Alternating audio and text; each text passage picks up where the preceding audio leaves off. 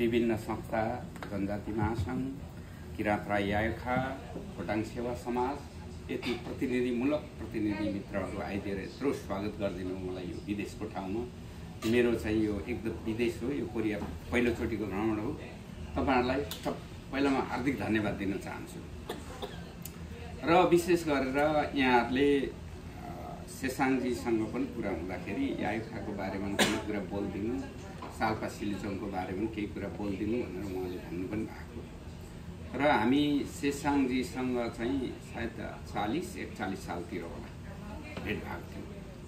म राम्रो सारङ्गी बजाउनु हुने, यो निरकुमार राई हुने, तपाईहरुको त्यो खोटाङको निरकुमारजी यता रिप्तुङको, उहाँसँग बस्नुहुन्थ्यो। उहाँ सायद त्यो चाहिँ मलाई लाग्छ त्यो महेन्द्रको साली भएको यतापट्टिको घरमा बस्नुहुन्थ्यो। फर्स्ट टाइम उहाँलाई देखेको यस्तो कौसीमा बसेर सारङ्गी बजाउनु भएको थियो। त्यतिखेर उहाँ सायद सोलुङमा मास्टर गर्नुहुन्थ्यो, के अरे निरकुमारजी पनि मास्टर गर्नुहुन्थ्यो। उहाँहरू कलेज पढ्नु भनेर आउनु भएको थियो त्यतिखेर। म चाहिँ 2038 सालमा एसएलसी दिएर 39 सालदेखि म काठमाडौँ पढ्नु भनेर बसेका थिएँ। त्यतिखेर उहाँलाई देखेको, राम्रो चाहिँ नि बजाउनुहुन्थ्यो। अनि हामी त्यही बाटो उहाँको म चाहिँ एकदम प्रभावित भएर उहाँसँग चाहिँ हामी नजिक पनि भयौँ अनि ल क्याम्पसमा सँगै पढ्यौँ। तर म ल क्याम्पसमा आउनुभन्दा अगाडि नै म खोटाङको अनेराष्ट्रवियु 5औँको जिल्ला कमिटीको उपाध्यक्ष थिएँ। हाम्रो अध्यक्ष बागवीर राईजी, रतन छाको हिजो अस्ति हङकङमा भेटेर आएँ, उहाँलाई खोजी भेटेर आएँ। उहाँ हुनुहुन्थ्यो, पछि उहाँ पनि कोरिया आउनुभयो क्या अरे बागवीरजी। अनि उहाँको पछि त्यहाँबाट चाहिँ म उपाध्यक्ष थिएँ। त्यसो ल क्याम्पसमा हामीले चाहिँ कम्युनिस्टको अखिलको राजनीति गर्थ्यौँ। त्यसमा उहाँ र हामी सहकार्य गर्ने। ल क्याम्पसको विद्यार्थीको लडाइँ झगडा गर्ने त अब हामी त हो, राई लिम्बू गुरुङहरू हामी यो चाहिँ पाखुरा हैँचेर चाहिँ नि जुझ्न जानेमा उहाँ शेसाङजी एकदम अगाडि, हामीले त्यसरी उहाँसँग चाहिँ त्यतिखेर तपाईँ त 2-4वटा बाघै आए पनि समाउने खालको के गर्नुहुन्छ, ट्र्याक सुट लगाएर टक्क हिँड्दाखेरि तपाईँ त्यतिखेर बाघै समाउला जस्तो हुनुहुन्थ्यो। अनि त्यसरी हामीले चाहिँ त्यसरी उहाँसँग परिचय भएको। अब म त्यतिखेरको समयदेखि काठमाडौँमा हामीले केही गरौँ न, हामी राईहरू पनि यतिकै बस्ने होइन, विद्यार्थी मिलौँ, केही चाहिँ गरौँ, कस्तो गरौँ भनेर हामी हलचल गरिरहन्थ्यौँ। तर त्यतिखेर चाहिँ कस्तो भने धेरै मान्छेहरू विभिन्न ठाउँमा बस्ने, त्यसले गर्दा भेटघाट हुन पनि गाह्रो हुन्थ्यो। तर त्यहाँ एउटा ताहाचल क्याम्पसमा एउटा ताहाचल होस्टल थियो। त्यो होस्टलमा चाहिँ के थियो भनेदेखि चाहिँ अलिकति सस्तोमा बस्नु पनि पाउने, खान पनि पाउने। त्यो होस्टलमा जानको लागि मार हुन्थ्यो। त्यो फारम भरेर त्यहाँ फेरि त्यहाँबाटै चाहिँ तपाईँको त्यो होस्टलमै बसेर जागिर खाइरहेछ मान्छे, कोही ब्याङ्कतिर जागिर खान्छ, कोही पुलिसतिर जागिर खाइरहेछ, स्टिल त्यो होस्टल नछोड्ने। अनि अरूले बस्नु चाहिँ गाह्रो हुन्थ्यो। तर त्यहाँ त्यो बस्ने क्रममा विभिन्न ठाउँबाट त्यो एजुकेसन पढ्नु आउने जो शिक्षकहरू धेरै जसो हुन्थ्यो। अनि उहाँहरूसँग भेटघाट गर्दा गर्दै हाम्रो त्यो निरकुमारजी अघि पनि नाम लिएँ, उहाँ त्यही होस्टलमा बस्नुहुन्थ्यो। अनि हामीले केही गरौँ न हो भन्दाखेरि उहाँले चाहिँ त्यहाँको राईहरूलाई भेला गरेर एउटा संस्था गठन गरौँ न भनेर कुरा भयो। कुरा हुँदाखेरि अनि म पनि त्यो ताजल होस्टेलमा जान्थेँ, म त बागबजारमा बस्थेँ। अनि त्यहाँ जान्थ्यौँ हामी, यही बारेमा छलफल गर्दा गर्दै अनि एउटा चाहिँ राईहरूको संस्था खोल्नुपर्छ भन्ने थियो। र मलाई चाहिँ विशेष गरेर के थियो भनेदेखि मगरहरू, गोरेबहादुर खपाङ्गीहरूले पहिलेदेखि नै नेपाल लाङ्गाली सङ्घ भनेर एउटा चलाउँथ्यो। तर पछि बुझ्दै जाँदा उहाँहरूले त्यो दर्ता गर्नु भएको चाहिँ थिएन छ। त्यतिकै भेटघाट गर्ने, भाषा संस्कृतिको कुरा गर्ने, त्यो रहेछ नेपाल लाङ्गाली सङ्घ भन्ने थियो। त्यतिखेर के थियो भने पञ्चायतको कानुन, त्यहाँ चाहिँ के थियो भने सङ्घ संस्था नियन्त्रण ऐन भनेर 2016 भनेर एउटा ऐन नै लिएको थियो। त्यो ऐन लिएको हुनाले चाहिँ कसैले पनि सङ्घ संस्था दर्ता गर्नु नपाउने, भाषा धर्म संस्कार संस्कृति गर्छु भन्नु पनि नपाउने, खालि सांस्कृतिक रूपमा केही गर्नुपर्छ, जस्तै नाचगानको एउटा चाहिँ संस्था जस्तो खोल्ने भनेपछि त्यो चाहिँ पाउँथ्यो। अनि त्यसले गर्दाखेरि हामीले लौ त राईहरूको केही गरौँ भनेर गर्दाखेरि यसै गरी त्यो ताहाचलको त्यो विद्यार्थीहरू बस्ने बेन्चमा डेस्कमा धेरैचोटि हामीले एक्सर्साइज गरेका छौँ, छलफल मिटिङ गरेका छौँ। अनि त्यो गर्ने क्रममा हामी चाहिँ अलिक लिगल्ली नै जानु पर्यो, दर्ता गरेर जाउँ न भनेर चाहिँ त्यो दर्ता गर्नु खोजेको।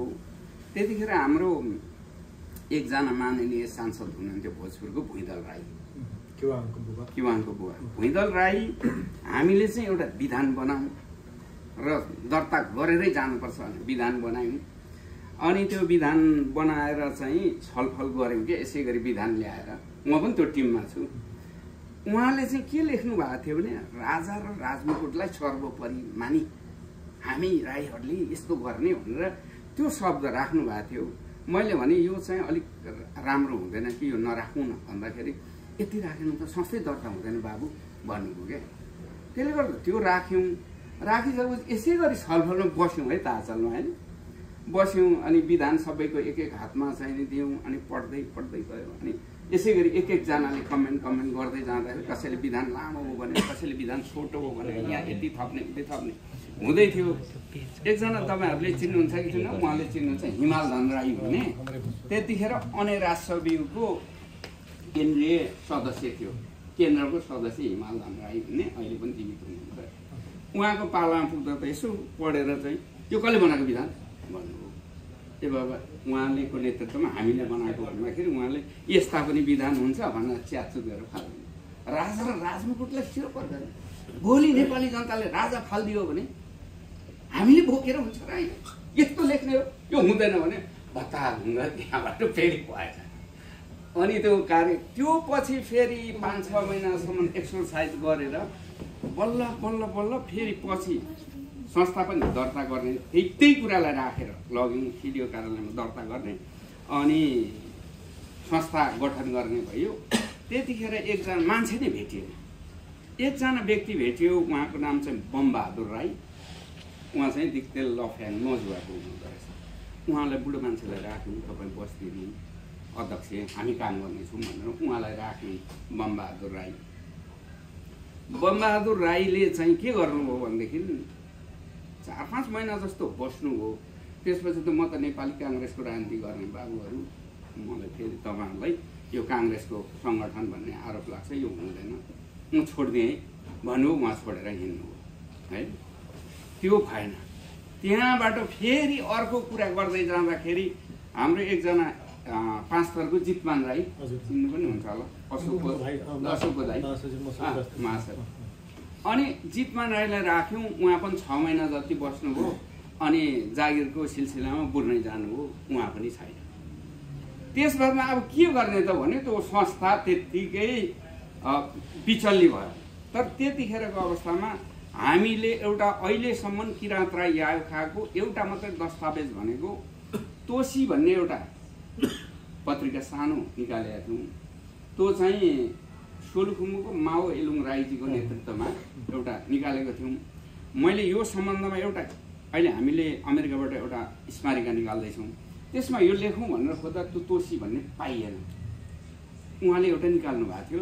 त्यतिखेरको काम गर्नेहरूको नामावलीहरू सबै त्यहाँ थियो। अनि संस्था त्यो भएपछि फेरि भएन। के गर्ने त भनेर हामीले एक्सर्साइज गरिराख्यौँ। त्यतिखेरको एकजना उद्धव राईजी हुनुहुन्छ, चिन्नुहुन्छ होला तपाईँले, उद्धव राईजी हुनुहुन्छ, निरकुमारजी भयो, म भयो, अनि हाम्रो त्यो माओ एलुङजी, रत्न राई साम्पाङ, हामी थुप्रोले त्यसमा चाहिँ एक्सर्साइज गरिसकेपछि फेरि यो हुँदैन भनेपछि विशेष गरेर ब्याकग्राउन्डमा बसेर रोल खेल्ने एकजना व्यक्तित्व हुनुहुन्छ हरिवंश किराँत। उहाँ छिनामको कि हरिवंश किराँत। उहाँ अगाडि चाहिँ फ्रन्टमा नआउने, तर ब्याक फोर्समा चाहिँ यसो गर्नुपर्छ है भाइहरू, यसो गर्नुपर्छ उसो गर्नुपर्छ भनेर गरिरहनुहुन्थ्यो। अनि हरिवंश दाईले फेरि कता कता गरेर उहाँकै भतिज दिल्ली किराँत, उहाँ बित्नुभयो, मान्छे अग्लो ज्यान परेको दिल्ली किराँतजीलाई अध्यक्ष बनाउनु हो। लु तपाईँ तदर्थ समितिको अध्यक्ष बनिदिनु होला, हामी अधिवेशनपछि यसलाई हामी वैधानिक रूपमा लान्छौँ भनेर दिल्ली किराँतजी हुनुभयो। दिल्ली किराँतजी बसिसकेपछि अनि उहाँले चाहिँ केही काम गर्नु। त्यतिखेर गणेश रसिक राष्ट्रिय नाचहरूको जिएम, अनि हामी सबै गएर उहाँकै कार्यकक्षामा गएर तपाईँले हल उपलब्ध गराइदिनु पर्यो, हामीले अधिवेशन गर्ने एउटा सांस्कृतिक कार्यक्रम गर्छौँ, अलिकति फन्ड रेज गर्नु पर्यो, त्यति गरिदिनु होला भनेपछि गणेश रसिककोमा फ्रीमा हल चाहिँ उपलब्ध भयो। टिकट पुसिङ सेल गऱ्यौँ। त्यहाँबाट अलिकति रकम हामीले उठाइसकेपछि फेरि पछि चाहिँ त्यो रकम पनि खोइ साथीहरूले अलिकति हिनामिना गर्यो कि भन्ने पनि कुरा हो। 4-5 हजार त्यतिखेर उमा ठुलो थियो, पैसा उठाएको थियो। सबैलाई हामीले पुसिङ सेल गरेर टिकट गरेर त्यो भएको थियो। अनि एउटा त्यो कलाकारहरूले त्यति गरिदिनु भयो। त्यो कलाकारहरूलाई चाहिँ हामीले एउटा सम्मान गर्नु पर्यो भनेर पद्मोदय हाई स्कुल त्यो पुतली सडकको त्यसको टपमा चाहिँ हरिवंश किराँत, दिल्ली किराँत हाम्रै नेतृत्वमा, उहाँहरूकै नेतृत्वमा हामीले सबैले एउटा सम्मान कार्यक्रम गऱ्यौँ। यायुखाले गरेको त्यतिखेर चाहिँ त्यो हाम्रो संस्थाले किराँत राई सांस्कृतिक सङ्घ तदर्थ समिति भनेर राखेको थियो। त्यो यायुखा यस्तो भाषाको नामहरू राखेपछि कसैलाई पनि त्यो एलाउ थिएन। त्यसले गर्दा हामीले किराँत राई सांस्कृतिक सङ्घ तदर्थ समिति भन्ने गठन गऱ्यौँ। त्यो समितिले चाहिँ अधिवेशन गर्ने हो। दिल्ली बजार सांस्कृतिक केन्द्रमा अधिवेशन गर्ने हो। ठ्याक्क अधिवेशनको तय हुँदै गर्दाखेरि तपाईँको बहुदल आयो नेपालमा 47 साल 46 सालको लास्टतिर। बहुदल आइसकेपछि मात्र अनि हाम्रा त्यहाँको चाहिँ वरिष्ठ व्यक्तित्वहरू जो सरकारी उच्च ओहदामा हुनुहुन्छ, अधिकृत हुनुहुन्छ। हाम्रो गङ्गाराज दाई त्यतिखेर बस्ती विकास कम्पनीमा अधिकृत हुनुहुन्थ्यो। चन्द्रकुमार दाई उहाँ चाहिँ के भने डाइरेक्टर हुनुहुन्थ्यो, उहाँ चाहिँ टियुको। अनि बागधन दाई पनि उता केमा कुन चाहिँ स्थानीय विकासमा केमा अधिकृतहरू हुन्थ्यो। उहाँहरू पनि आउनुभयो। अनि त्यहाँबाट चाहिँ यो यायुखा गठन गर्नुपर्छ भने एउटा अधिवेशन भयो। त्यो अधिवेशन हुँदाखेरि फेरि के नाम राख्ने भन्ने भयो। राखेर त धेरै भाषा छ, लडन त हुन्छ नि त। कहाँ यो चाहिँ चामलिङको शब्द राख्ने, यो बान्तवाको भयो यायुखा भन्ने यस्तो ठुलो विवादहरू भयो।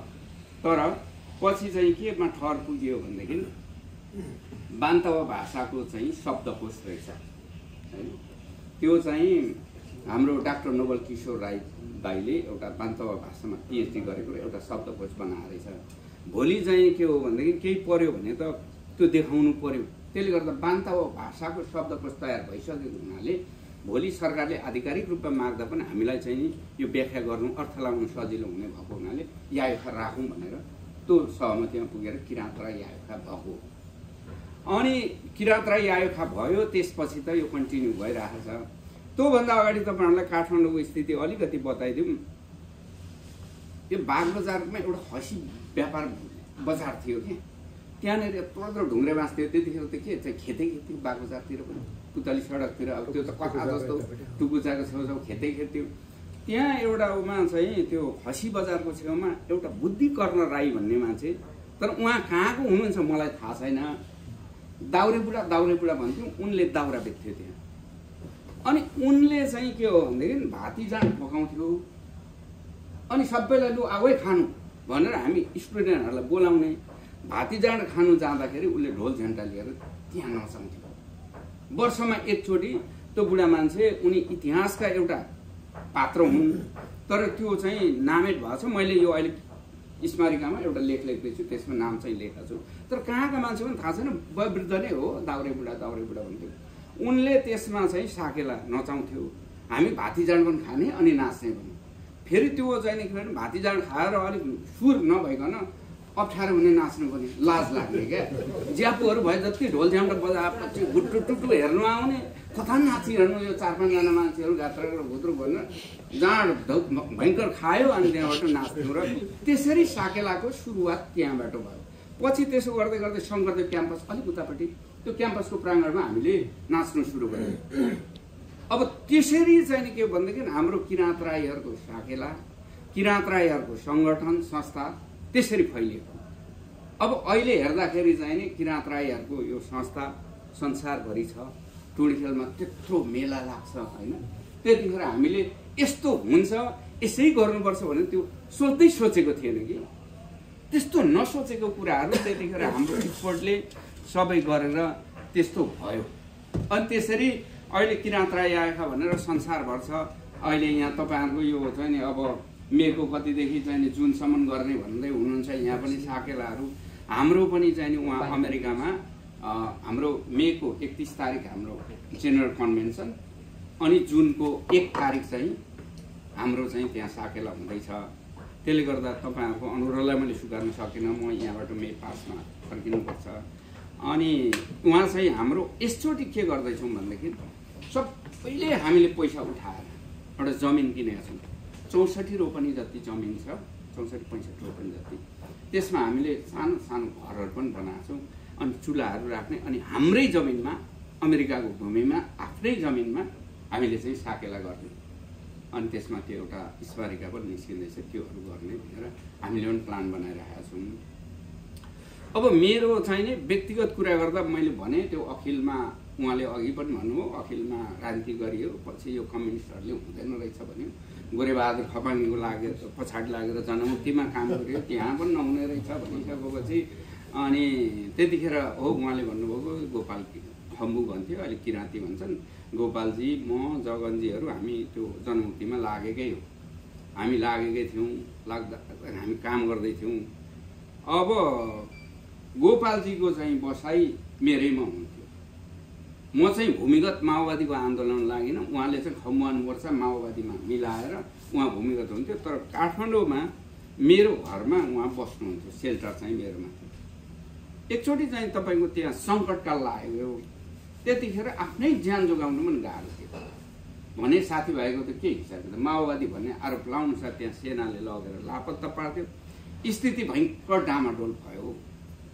म तपाईँको नेपालमा त्यतिखेर म सर्वोच्च अदालतमा वकालत गर्थेँ, मेरो लगभग 12 वर्ष पुगेको थियो म वकालत गरेँ।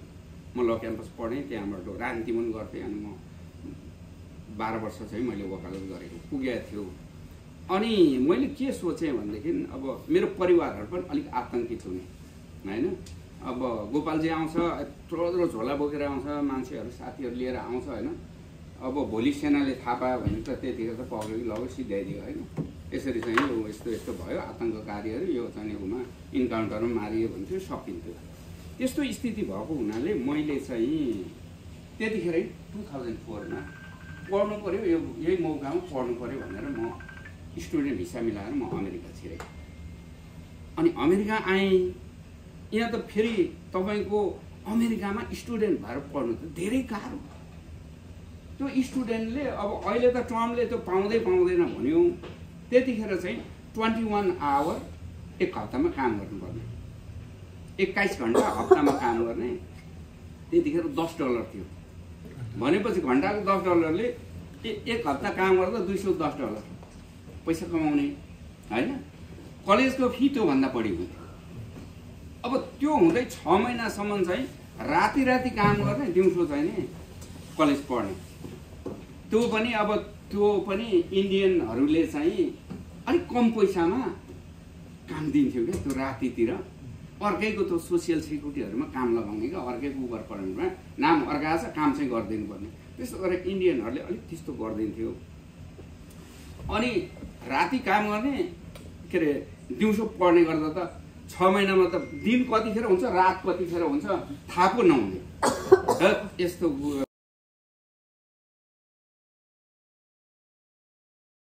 बनाउनुतिर लागेर मैले ग्रिन कार्ड लिएपछि अनि फ्यामिलीहरू बोलाएँ। त्यहाँबाट मेरो पढाइ चाहिँ स्टप भयो, पढेन। अनि त्यही हो, अब अमेरिकामा अब त्यही समाजसेवा गरिन्छ, यताउता सामान्य कामहरू गरिन्छ होइन। अलिक त्यति ऊ छैन, लो प्रोफाइलमा बसिन्छ, त्यो गरिराखेको छ। र अस्ति पनि उहाँले एउटा कुरा के गर्नु भने अमेरिकामा राईहरूको 2टा संस्था छ भन्नुभयो क्या। 2टा संस्था छ। के भयो भनेदेखि चाहिँ म 2004मा लस एन्जल्समा आएँ। 6 महिना कलेज पढिसकेपछि यतापट्टि त्यही क्यालिफोर्नियाकै यतापट्टि सान फ्रान्सिस्को भन्ने सिटीमा म आएँ। सान फ्रान्सिस्कोमा त्यहाँ आउँदाखेरि साथीहरूको कुनै पनि संस्था थिएन, त्यहाँ राईहरूको कुनै संस्था थिएन। त्यहाँको साथीहरूलाई मैले चाहिँ अर्गनाइज गरेँ, पिकनिक सिकनिक गरेर त्यहाँ चाहिँ Kirat Rai Association of Northern California भनेर क्र्याङ्क भनेर एउटा संस्था खोलियो। त्यहाँ त्यो एउटा संस्था खोलियो क्र्याङ्क। अनि त्योभन्दा अगाडि साथीहरूले चाहिँ एउटा Kirat Rai Society of America भन्ने खोल्नु भएको रहेछ, यो कोलोराडोतिर। अनि न्युयोर्कमा चाहिँ फेरि Nepal Kirat Rai Association of America भन्ने जब 3टा संस्था रहेछ। मैले पछि थाहा पाउँदा त्यो नेक्रा भन्ने त्यो न्युयोर्कले चाहिँ मलाई इन्भाइट गर्यो साकेलामा 2006मा। म त्यहाँ गएँ।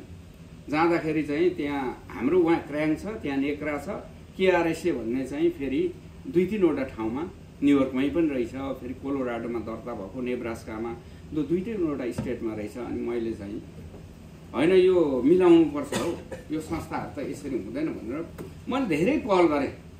त्यतिखेर निकै पहल गरेँ। त्यसमध्येमा किराँत राई सोसाइटी अफ अमेरिकाको एकजना अध्यक्ष हुनुहुन्थ्यो। उहाँ अस्ति यो राजावादीको आन्दोलन पक्राउ खानु भएको छ, डाक्टर राजकुमार राई। डाक्टर राजकुमार राई चाहिँ किराँत राई सोसाइटी अफ अमेरिकाको अध्यक्ष। न्युयोर्कको चाहिँ एकजना ब्रिटिस आर्मीको मान्छे हुनुहुन्थ्यो, हाम्रो दुर्गा रुम्बाहिङ भन्ने, दुर्गा रुम्दाली राई ओखलढुङ्गाको। अनि हाम्रो खोटाङको पाराको बाकसेल बादल पाराको तेज राई चाहिँ क्यालिफोर्नियाको अध्यक्ष हुनुहुन्थ्यो। उहाँहरू सबैलाई समेटेर अधिवेशन गऱ्यौँ, सबै धेरैचोटि अब एक्सर्साइज भयो। अनि United Kirat Rai Organisation of America भनेर अहिले युक्रा भन्छ, United Kirat Rai Organisation America भन्ने संस्था भयो, दर्ता गरियो। सबै अमेरिकाको कानुन अनुसार सबै कुरा भएर हामी त्यो एक्सर्साइज गर्दै थियौँ। तर त्यो राजकुमार राईजीको ग्रुपको केही मान्छेहरू चाहिँ 4-5 जना भाइहरू छुट्टै बस्नुभएछ। हामी त त्यही केआरएस हो, जेठो संस्था, पुरानो संस्था, हामी अन्त जाँदैनौँ भनेर बस्नुभएछ। त्यो भाइहरू स्टिल बसिरहनु भएको छ। मैले धेरै आउनु भनेर मैले कोसिस गरेँ, भएन। अनि हाम्रो एकजना विश्व ब्याङ्कमा काम गर्नुहुन्थ्यो डाक्टर नवीन राई, नवीन दाई, अनि हाम्रो अमृतजी त्यहाँ राजदूत हुनुहुन्थ्यो। उहाँलाई बोलाएर तपाईँहरूलाई पनि, राईहरूको अगुवा तपाईँहरू, यदि संस्था 2टा भयो भने तपाईँहरूलाई पनि अप्ठ्यारो, किनभने एउटाको साकेलामा गयो, एउटाको कुनै कार्यक्रममा गयो, अर्को रिसाउने, अर्कामा गयो अर्को रिसाउने, तपाईँहरूको यो चाहिँ छ।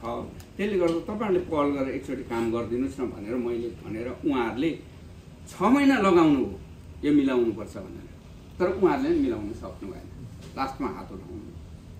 अनि उहाँहरूले भनेअनुसार चाहिँ 90% अप्सन चाहिँ युक्राले बोकेर लिएर आयो। केआरएसको साथीहरूको होइन, हाम्रो पुरानो संस्था हो, त्यहीँ आउनुपर्छ भन्ने मात्रै रह्यो भनेर त्यहाँबाट अहिले 2टा संस्था छ। तर हाम्रो United Kirat Rai Organisation of अमेरिकाले अहिले 11वटा स्टेटमा हामीले चाहिँ शाखा खोलेको छौँ। अब हाम्रो किराँत राई याका नै भनौँ न, अब हाम्रो किराँत राई याकाले मान्यता दिएको छ। अनि 11वटा स्टेटमा हामीले शाखा खोलेको छौँ। अनि यो 11वटा स्टेटमा हाम्रो अधिवेशन हुन्छ, यो कार्यक्रम हुन्छ। अनि त्यो 11 स्टेटको साथीभाइहरू सबै मिलेर हामीले त्यो एउटा जमिन किन्यौँ र झन्डै 2.5 लाख 3 लाखको लागतमा जमिन किन्यौँ। त्यो जमिन सच्याउने तर्फबाट निकै नै लाग्छ।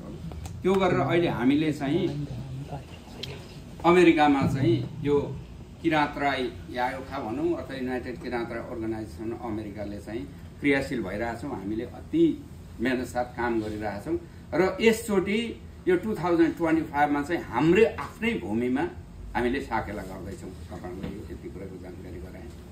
अनि अरू कुरा चाहिँ के हो भने मेरो पारिवारिक रूपमा मेरो 2टा छोराहरू, एउटा ठुलो छोरा चाहिँ 32 वर्ष भयो, त्यो 13 वर्षको उमेरमा भन्ने आएको थियो, 13-14 वर्षको उमेरमा कतिमा आएको। अनि कान्छो छोरो चाहिँ 5 वर्षको उमेरमा अमेरिका आएको थियो।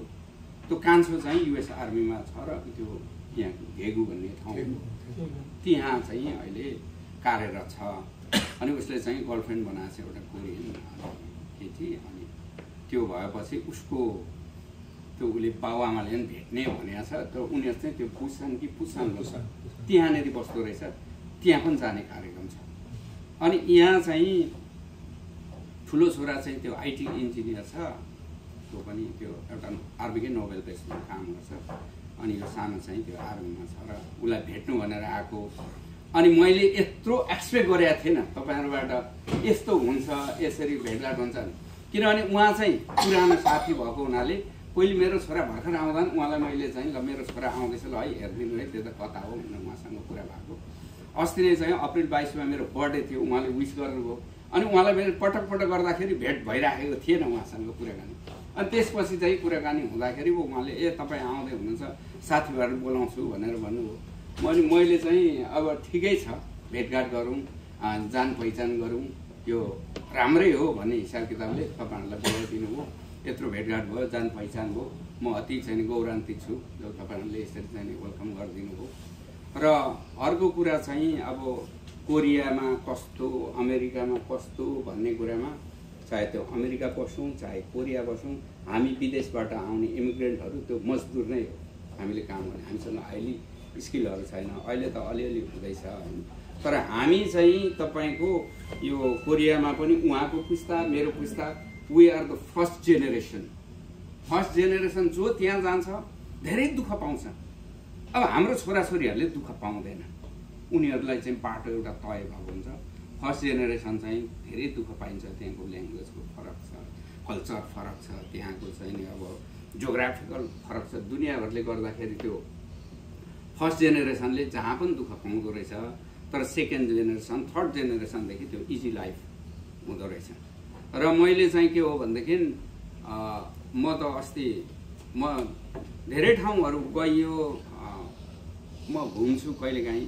तर म हङकङ गएको थिएन हङकङमा गएको त हङकङको त तपाईँको अमेरिकाको सबभन्दा ठुलो सहर भनेको न्युयोर्क म्यानहाटन भनेको चाहिँ त्यो सबभन्दा ठुलो बिल्डिङहरू भएको क्या त्यो त्यस्तो ठाउँ हङकङ हेर्छु त हङकङले त त्यो म्यानहाटनले कहाँ उछिनेछ त्यस्तो प्रगति रहेछ क्या हङकङको थोरै घरहरू छ हुन त अमेरिकामा चाहिँ अलिकति त्यो मास्टर माइन्डहरू भनेर वर्ल्डको रिचेस्ट पर्सन भन्छ त्यहाँ बस्छ होइन तर हङकङ यसो हेरेँ हङकङले त्यत्रो प्रगति गरेको रहेछ त्यहाँबाट फेरि कोरिया आउँछु कोरियाको पनि प्रगति हेर्दाखेरि त सफा उस्तै यो सबै बाटोघाटो यस्तो अमेरिकालाई यहाँ पनि उछिनेछ अमेरिकामा भएको बाटो भनेको 125 वर्ष अगाडिको त्यो ट्रेनको त्यो टनेलहरू छ 125 ओल्ड वार भन्दा अगाडि नै बनिएको छ क्या त्यहाँ तर अहिले त्यसैलाई त्यो मर्मत गर्दै चलाउँदै गरेर थोत्रो पुरानो तपाईँ चाहिँ त्यो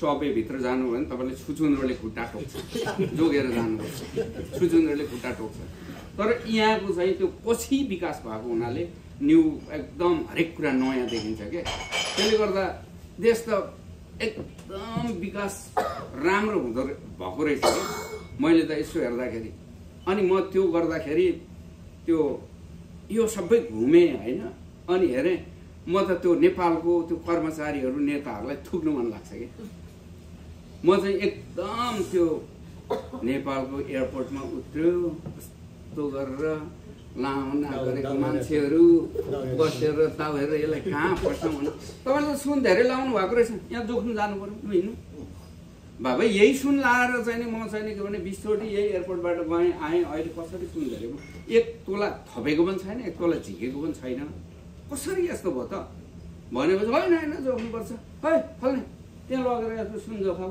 तपाईँको सुन त केही हुँदैन तिर्नुपर्छ ट्याक्स तपाईँको सुन चाहिँ जफत हुँदैन भने फेरि दुःख दियो है अनि त्यता गयो यता फेरि मर्मो लगाइदिएर अलिकति मिलाइदिन्छु कि सर भन्छ अर्को त्यस्तो गरेर त्यो धेरै दुःख दिएर होइन त्यो बुढा पुरानो भयो भने यङ भए पनि उछाइ एयरपोर्ट बाहिर निस्क्यो तपाईँको म सहयोग गरिदिन्छु ल्याउनु मेरो ट्याक्सीमा भन्छ एउटाले यता जान्छ अर्कोले उता जान्छ अनि फेरि दुइटैले पैसा माग्छ मलाई $20 दिनु त $20 कस्तो खालको के अनि त्यो गर्ने अनि त्यस्तो अहिले म यो कोरिया पनि आएँ त्यहाँ हङकङ पनि आएँ कस्तो यङ जेनेरेसनको केटाहरू केटीहरू टक बसेको छ होइन नोट निड टु टकिङ केही पनि बोल्नु पर्दैन ठक्क पासपोर्ट देखायो यो दिसन यसो भन्यो ठक्क सबै कुरा कति स्मार्ट कति त्यो चाहिँ टेक्नोलोजीहरू पनि अनि त्यो काम गर्ने मान्छेहरूको पनि त्यो 2 पैसा कतैबाट खाउँ कि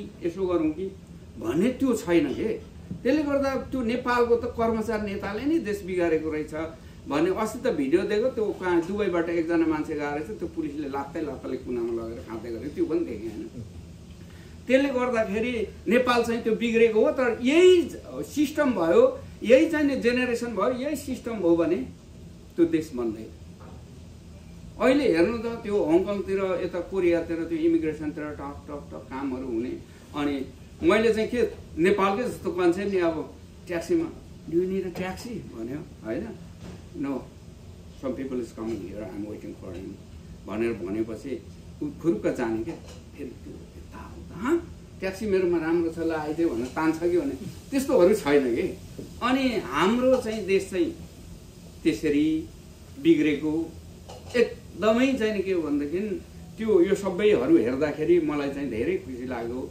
र अर्को कुरा कहिलेकाहीँ चाहिँ के चाहिँ उमा यो आफ्नो कल्चरल डिफ्रेन्सहरू हुँदो रहेछ क्या। जस्तो कि अमेरिकामा चाहिँ के छ भनेदेखि तपाईँको केस काट्नु गयो ट्याक्सीमा चढ्यो भने टिप्स दिनुपर्छ क्या। केस काट्नेले पनि अनि कति हो तेरो भने $18 भने ₹2 दिएपछि $20 दिनुपर्छ, टिप्स दिनै पर्छ। त्यो दिएन भने त्यो राम्रो मान्दैन। अब ट्याक्सीको भाडा चाहिँ यहाँबाट उहाँ $30 दियो, त्यही पनि $3-4 झिकेर टिप्स दिनै पर्छ। अब हामीले नेपालमा हेर्दाखेरि त त्यो बेरालाई वेटरलाई मात्रै दिन्थ्यौँ होइन, त्यो अरू चाहिँ केस काट्नेहरू ट्याक्सीहरू त्यस्तोलाई दिने थिएन। इभन यहाँ चाहिँ तपाईँको बसमा अब घरबाट एयरपोर्ट आयो बसमा झरे पनि त्यो ड्राइभरलाई टिप्स दिनुपर्छ। फेरि यहाँ चाहिँ त्यो टिप्स दियो भने राम्रो मान्दैन रे भन्ने कुरा मेरो छोराले भन्यो होइन। हामी त त्यहाँ एयरपोर्टमा त यस्तो त्यो सामानहरू यस्तो हेल्प गर्नलाई उ गरेको लिनु मानेन होइन। तर त्यो भन्नु हुँदैन रे, त्यो चाहिँ पोर पिपुल अनि यसले चाहिँ उ दिनु खोज्यो भन्ने जस्तो हुन्छ भन्छ। त्यो एउटा कुरा, त्यो कल्चरल त्यो डिफ्रेन्स हुँदो रहेछ।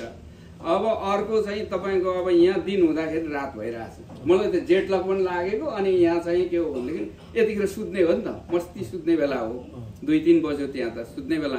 अनि कुन चाहिँ दिन कुन चाहिँ रात अलिक गाह्रो भइरहेछ।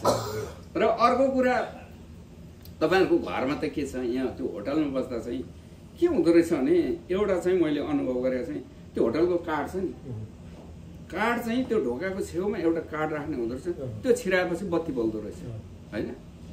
अनि हामी चाहिँ के हो भने आफ्नो त्यो बेडरुमको यहाँ बत्ती बाल्ने होइन, बत्ती बालेर सुत्ने, त्यो होल नबाल्ने क्या भने नहुँदो रहेछ। फेरि इभन फोन चार्ज गर्न सकिन। अब सिस्टम कस्तो होला त्यो अरू डिफ्रेन्ट होला।